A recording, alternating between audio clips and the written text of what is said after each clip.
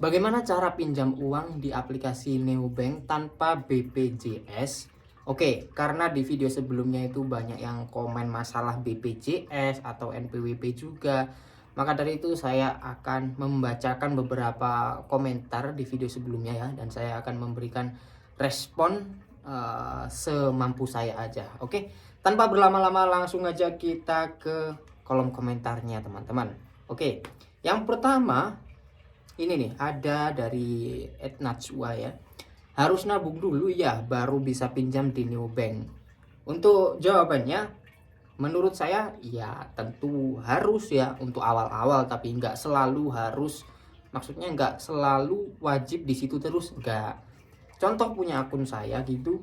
Waktu itu kan saya sudah bilang ya bahwa saya jarang banget transaksi ataupun menyimpan uang di aplikasi Neobank. Bahkan Neobank bukan M-banking prioritas saya, tapi prioritas saya adalah M-banking lain gitu ya. Sudah pernah saya bilang gitu di video sebelumnya. Maka dari itu untuk awal-awal ya harus nabung dulu supaya kelihatan bahwa menggunakan gitu, ada transaksi gitu. Setelah itu ya terserah. Toh juga saya nggak tahu itu mempengaruhi limit pinjaman atau enggak. Yang jelas punya saya walaupun tidak ada transaksi selama 6 bulan terakhir masih bisa dikasih limit 10 juta gitu. Jadi jawabannya harus ya, harus nabung dulu di awal-awal. Oke, selanjutnya dari user tidak dikenal ya teman-teman. Kemudian ini nih, limit 30 kalau pinjamannya 10 juta gimana caranya nggak pakai NPWP BPJS Bang, tolong bantuannya. Nah ini nih yang banyak ditanyakan oleh teman-teman. Kok bisa tanpa BPJS gitu ya? Limit 30 juta itu limit maksimal teman-teman, dan limit yang saya dapatkan punya akun saya yaitu 10 juta. Gimana caranya nggak pakai NPWP atau BPJS? Apakah akun saya itu pakai NPWP atau BPJS teman-teman? Di sini saya tegaskan bahwa akun saya itu tidak pakai BPJS. Saya tidak punya BPJS ya teman-teman. Jadi saya itu juga nggak tahu kenapa dikasih limit 10 juta. Sekali lagi saya sudah bilang di video sebelumnya dan bahkan sering gitu ya. Patokan dikasih pinjaman atau limit itu tidak tidak bergantung kamu punya NPWP atau BPJS, tapi menurut saya yang terpenting adalah data teman-teman sendiri.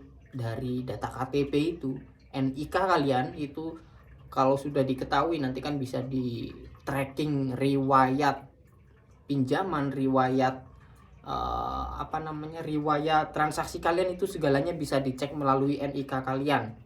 Jadi ketika kalian daftar di Neobank, maka nanti akan diceki apakah orang ini pernah melakukan gagal bayar atau bermasalah di aplikasi pinjaman lain gitu. Jadi dicek melalui NIK teman-teman. Itu menurut saya. Kemudian kita baca lagi ya. Ini sudah terjawab ya bahwa saya tidak pakai NPWP atau BPJS. Ya gimana caranya supaya dapat limit 10 juta? Ya tergantung dari data kalian bermasalah atau enggak gitu. Oke, kita lanjut dari @dinda. Tips dong Kak, misal harus ada saldo berapa di Neo atau gimana? Saya banyak pinjaman di aplikasi lain tapi semuanya lancar. Slik OJK juga call 1, tidak pernah ada riwayat kredit macet dimanapun. Lihat orang-orang kok pada bisa ya ngajukan di Neo flexi cash juga yang bunganya ringan itu. Waduh, titik-titiknya banyak banget ini ya. Oke, kalau tips saya ya terserah. Kalau Anda butuh pinjaman di Neobank atau flexi cash yang bunganya menurut saya memang lebih ringan ya di flexi cash itu, ya prioritaskan M-banking tersebut. Misalkan Anda sebelumnya menyimpan uangnya itu prioritasnya di M-banking A gitu, pindah saja ke Neo atau Genius gitu ya, supaya teman-teman nanti cepat mendapatkan limit yang lebih gede. Karena saya sendiri pun juga saat ini akan memindahkan ada satu aplikasi dari Genius ya teman-teman, itu akan saya jadikan prioritas m-banking saya, karena saya tahu sendiri teman saya mendapatkan limit puluhan juta dengan bunga yang sangat ringan, tenor 3 tahun. Wow, itu akan sangat membantu sekali buat kita-kita, buat dana darurat gitu ya. Sewaktu-waktu kita butuh uang yang jumlahnya banyak, itu sangat worth it. Maka dari itu akan saya prioritaskan nanti Bank Jenius itu, supaya saya mendapatkan limit besar. Dan ya tujuannya sih supaya dapat limit besar buat jaga-jaga kalau kita butuh dana besar gitu ya. Maksudnya gak ada niatan pinjam di awal, itu hanya niatannya hanyalah untuk jaga-jaga saja. Sewaktu-waktu nanti kita butuh dana mendesak, tinggal cairkan saja ya. Dan itu tergantung juga dari masing-masing orang. Ada yang bisa mengontrol, ada yang tidak bisa mengontrol emosinya. Contoh apa ya, kebelet lah istilahnya. Waduh, ada uang nganggur nih 50 juta. Aduh, tangan saya gatel nih, mau beli apa ya? Padahal nggak ada uang di situ, hanya ada limit. Mereka gatel tuh, ambil tuh limit 50 juta atau berapa juta gitulah ya.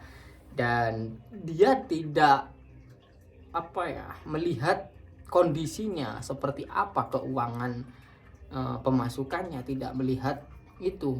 Yang dilihat saat itu hanyalah keinginan pada saat itu juga, atau keinginan sesaat ya teman-teman, nafsu untuk menarik limitnya. Itu sangat berbahaya sekali.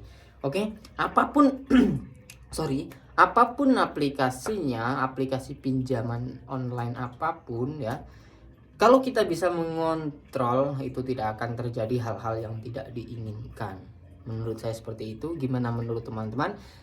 Jadi itu tadi beberapa komentar dari teman-teman. Segini saja di video kali ini. Terima kasih buat yang udah nonton sampai selesai. Jangan lupa tekan like-nya jika teman-teman suka. Sampai jumpa lagi di konten selanjutnya.